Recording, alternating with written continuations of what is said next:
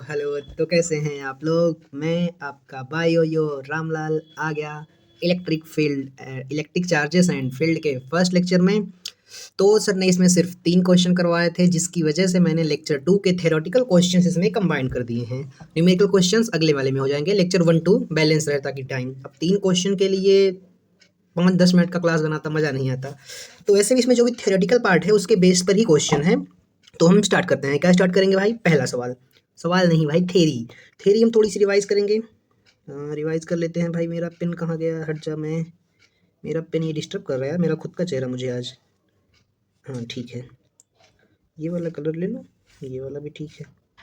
तो चार्ज की प्रॉपर्टी बताई है। चार्ज की कौन कौन सी प्रॉपर्टी होती है?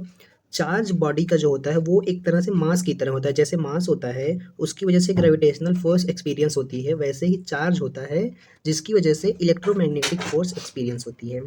चार्ज की कोई डायरेक्शन नहीं होती, ये प्योर स्केलर है। तो आपको वेक्टर वाले चीज़ की झंझट खत्म हो गई। एसआई यूनिट जो है चार्ज का वो एम्पियर सेकंड होता है। क्यू बराबर आई टी, एम्पियर सेकंड। तो जिसको हम कूलोम कहते हैं। जैसे प्रेशर की यूनिट होती है ना, न्यूटन मीटर ही होती है ना, force upon area, newton metre square पर मीटर स्क्वायर। वैसे ही सीजीएस यूनिट होती है इसकी 1 कूलोम की वैल्यू 3 × 10⁹ होती है। 1 कूलोम इज इक्वल टू 10⁹ और 1 ESU को ही हम फ्रैंकलिन भी कहते हैं, और जो कि एक स्मॉलेस्ट यूनिट है चार्ज की, मतलब चार्ज की सबसे छोटी यूनिट है। ठीक है, आगे क्या है? प्रैक्टिकल यूनिट क्या है? प्रैक्टिकल यूनिट जो है वो है EMU। 1 कूलोम जो है 1/10 EMU के बराबर होता है। और सबसे लार्जेस्ट यूनिट जो है चार्ज की वो फराड है। केमिस्ट्री में पढ़े होगे ना, 1 कूलोम इज इक्वल टू 96500। पढ़े हो कि नहीं पढ़े हो इलेक्ट्रोकेमिस्ट्री में? तीसरी बात, 1 फराड है, फराड़े नहीं है, ये बात याद रखना। 1 फराड़े है, सॉरी फराड नहीं है। फराड कैपेसिटर का यूनिट होता है, कैपेसिटेंस का। चार्ज इज इनवेरिएंट का क्या मतलब है? चार्ज को स्पीड से फ़र्क नहीं पड़ता है। मान लो आपके ऊपर कुछ चार्ज है और आप स्पीड में दौड़ रहे हो, तो इससे चार्ज पर फ़र्क नहीं पड़ेगा। 2 टाइप के चार्ज होते हैं, कौन से? पॉजिटिव चार्ज का क्या मतलब होता है? Deficiency of electron. आपको कुछ मोल कंसेप्ट के पहले या दूसरे लेक्चर की तरह नहीं लग रहा है जो अमित सर बताए थे?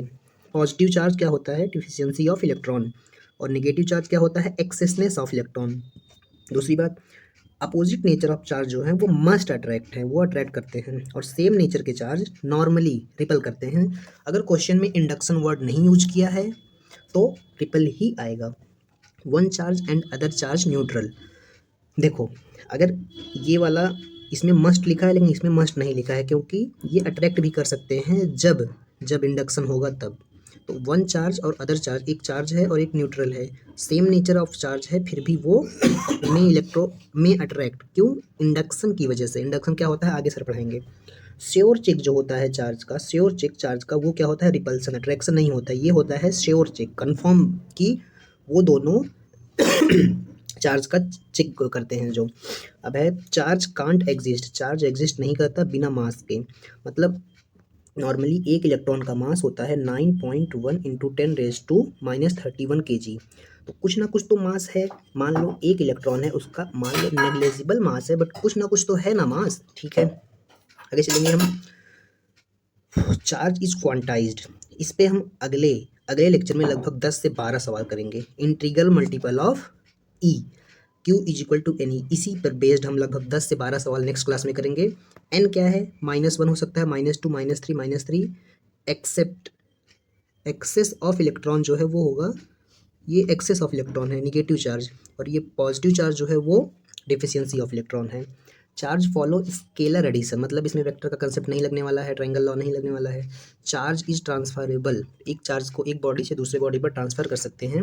Charge neither created nor destroy, but 1 body का चार्ज दूसरे बॉडी पर ट्रांसफर कर सकते हैं। चार्ज इज कंजर्व्ड, इस पर भी हम बहुत सारे न्यूमेरिकल करेंगे अगले लेक्चर में।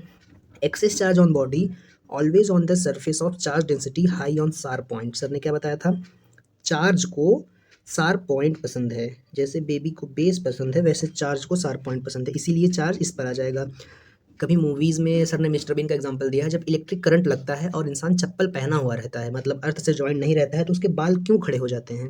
क्यों? क्योंकि चार्ज को शार्प पॉइंट पसंद है, इसीलिए बाल खड़े हो जाते हैं। और हमारे बॉडी में सबसे शार्प मतलब सबसे पतला बाल ही हैं बॉडी के, तो सर के बाल इसलिए खड़े हो जाते हैं। जो लोग तारक मेहता का उल्टा चश्मा देखते हैं, जेठालाल को एक बार करंट मारा था, तो वो देखे होंगे, उसके बाल खड़े हो गए थे, 2 दिन तक शॉक में था।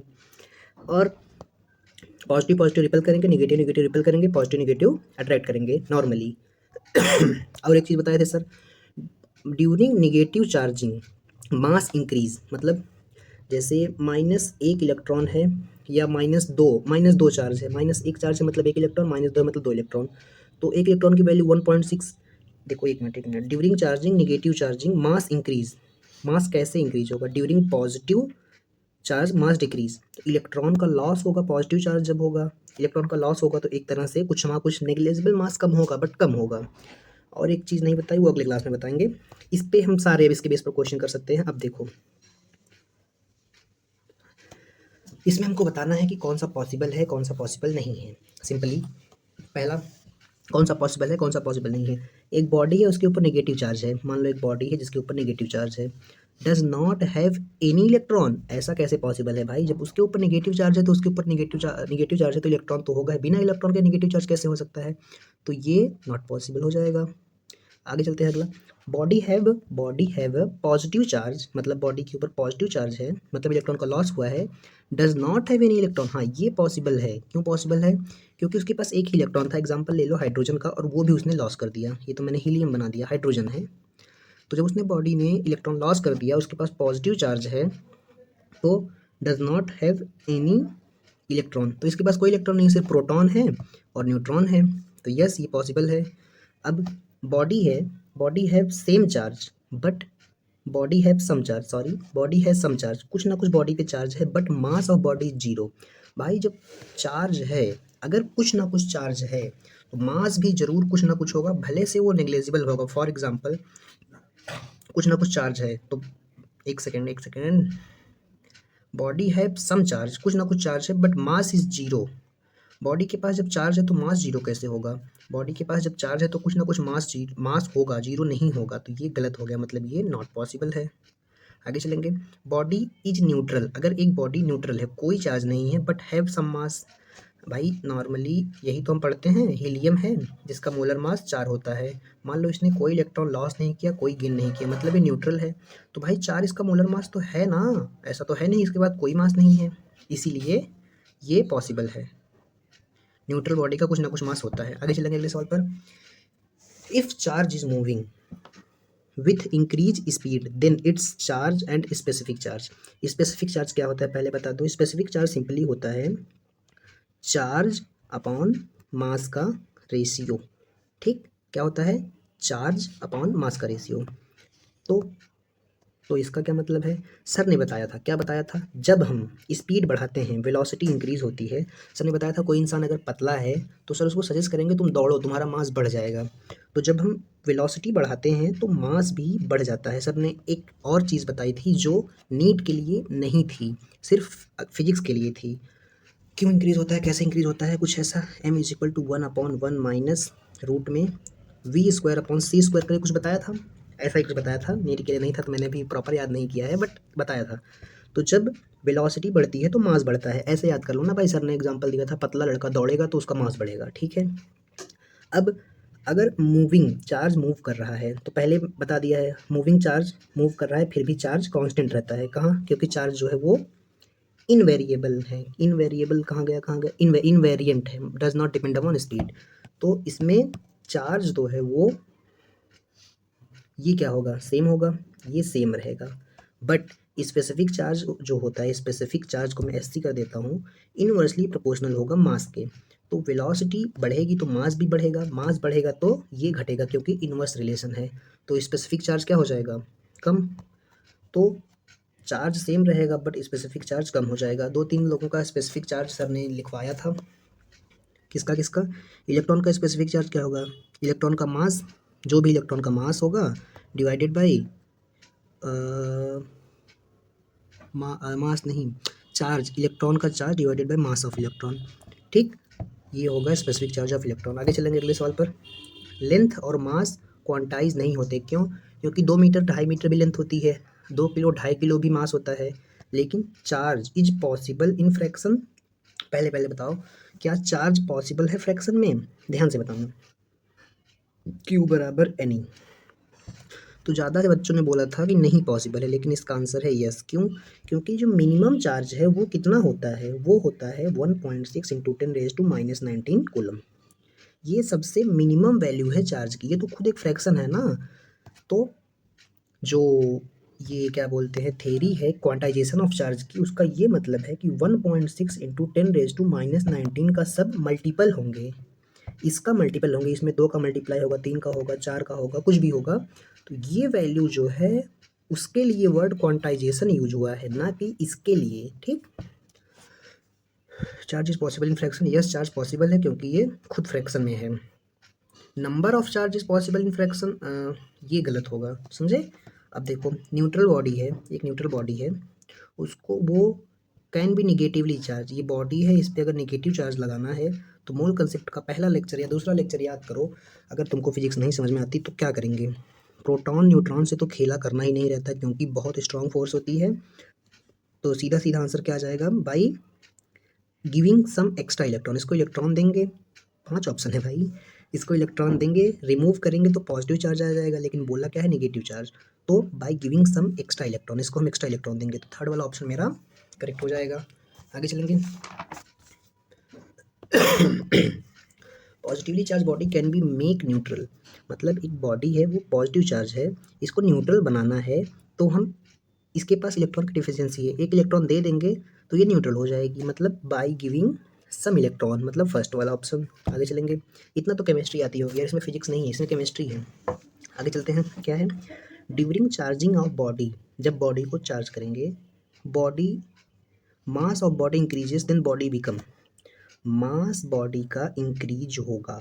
मास बॉडी का कैसे इंक्रीज होगा भाई, क्योंकि उसके ऊपर चार्ज आएगा, इलेक्ट्रॉन आएंगे, तो जब इलेक्ट्रॉन आएंगे तो निगेटिव चार्ज बॉडी के ऊपर बढ़ेगा, तो बॉडी बिकम निगेटिवली चार्ज। जैसे मास है, अगर हम दौड़ेंगे, वेलोसिटी इंक्रीज करेंगे तो मास इंक्रीज होगा, मास कैसे इंक्रीज होगा, उसके ऊपर चार्ज इंक्रीज हो जाएगा। चार्ज क्या होगा, निगेटिव वाला, पॉजिटिव वाला नहीं। क्यों? क्योंकि वेलोसिटी बढ़ने पर मास बढ़ता है, कम नहीं होता है, इसीलिए निगेटिव चार्ज इंक्रीज होगा, तो निगेटिव चार्ज हो जाएगा बॉडी पे। आगे चलेंगे अगले सवाल पर। अगला सवाल क्या है हमारा, इफ़ बॉडी है पॉजिटिव चार्ज ऑन इट, अगर बॉडी के ऊपर पॉजिटिव चार्ज है, इसका क्या मतलब है, इसका ये मतलब है कि इसने इलेक्ट्रॉन लॉस किया है, और क्या मतलब है भाई, इतना केमिस्ट्री नहीं आती, छोड़ दो नीट फिर। लॉस्ट सम प्रोटॉन, प्रोटॉन से लेना देना नहीं है, लॉस्ट सम इलेक्ट्रॉन, तो फोर्थ आ जाएगा मेरा। आगे चलेंगे। Smallest, smallest unit, smallest unit जो चार्ज की है वो क्या बताया था अभी मैंने, ईएमयू या फ्रैंकलिन। ईएमयू तो भाई प्रैक्टिकल यूनिट थी, फ्रैंकलिन होगा या ईएसयू होगा, जो कि 1 coulomb is equal to 3 into 10⁻⁻9 होता है, ईएसयू। ठीक, ये ईएमयू है, अगर यहाँ ईएसयू होता तो ये दोनों हो जाते। आगे चलेंगे। Question the following true about electric charge, not true, sorry, कौन सा गलत है। तो charge on body always integral multiple of certain charges known as charge on electron, सही है ये, Q is equal to N ही होता है। चार्ज स्केलर, ये भी सही है। Net charge on isolated system always conserved, ये भी सही है। Charge can be converted into energy and energy converted into charge, भाई ये तो कहीं नहीं पढ़ा है मैंने। मास को एनर्जी में कन्वर्ट कर सकते हैं और एनर्जी को मास में, ये हमने पढ़ा है मॉडर्न फिजिक्स में, लेकिन ये कहीं नहीं पढ़ा कि चार्ज को कर सकते हैं कन्वर्ट एनर्जी में। Select the correct statement about electric charge, electric charge में हमको क्या देखना है, select the correct statement about electric charge, सही स्टेटमेंट बतानी है। Charge can be converted into energy and energy can be converted into charge, ये तो भाई पिछले क्वेश्चन में गलत किए। Charge of particle increase with increase in velocity, velocity बढ़ाने पर, वेलोसिटी बढ़ाने पर चार्ज इंक्रीज होता है। Charge of body always integral multiple of certain charge called charge on electron, charge on body always positive और जीरो, ये गलत है, ये गलत है।